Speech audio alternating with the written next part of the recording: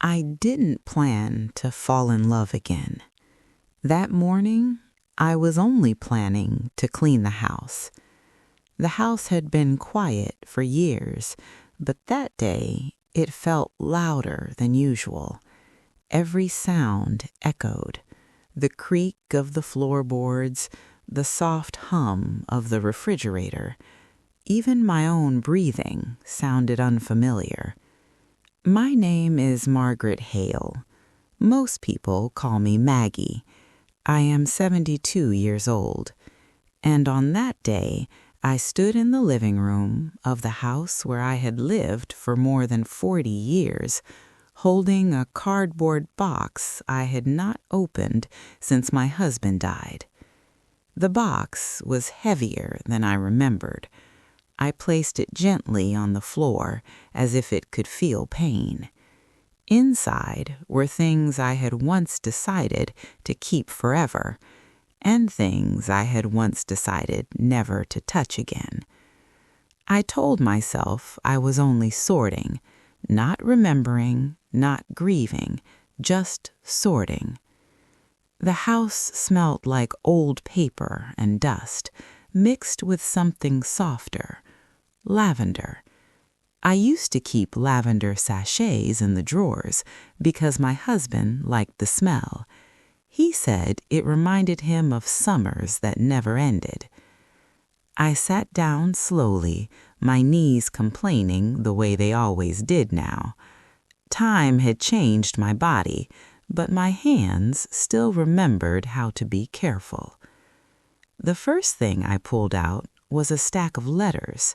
They were tied together with a faded blue ribbon. I didn't need to open them to know what they were. I already knew my own handwriting. Letters I never sent. Letters I wrote to myself. Letters written on nights when the house felt too large for one person. I placed them aside. Not today, Maggie. Not yet. Next came photographs. Black and white at first, then color, then the strange yellow tint that time gives everything it touches. There we were, young, standing too close, smiling like the future was something guaranteed. I noticed something that surprised me. I didn't miss him the way I used to. The sharp pain was gone. What remained was something quieter, a dull ache, a familiar one. Grief, I had learned, doesn't disappear. It just learns how to sit politely in the corner. That was when I found the small wooden box. I didn't recognize it at first. It fit in the palm of my hand, smooth at the edges, worn by fingers that had opened it many times. I hesitated.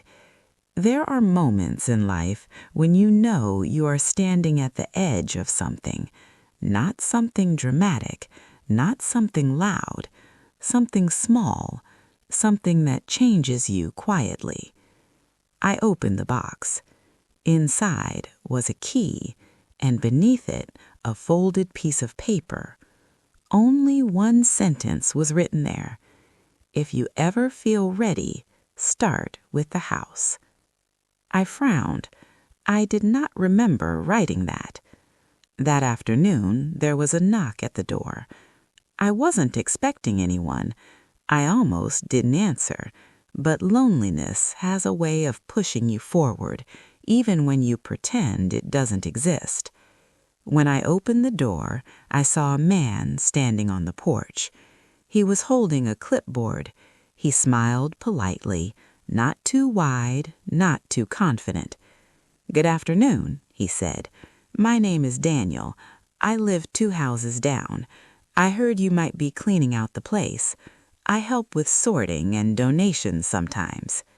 He looked a little younger than me, not by much, maybe mid-60s. His eyes were kind but careful, as if he had learned not to assume too much from people.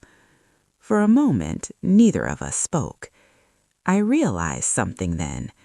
I had forgotten what it felt like to have a stranger stand at my door. Not a delivery, not a nurse, not family, just a person. "I'm Maggie," I said finally. He nodded. "Nice to meet you, Maggie." His voice was calm, unhurried. I felt no rush, no flutter, only something else, relief. I stepped aside and let him in. That decision would take me places I did not expect, places I did not believe were meant for someone my age.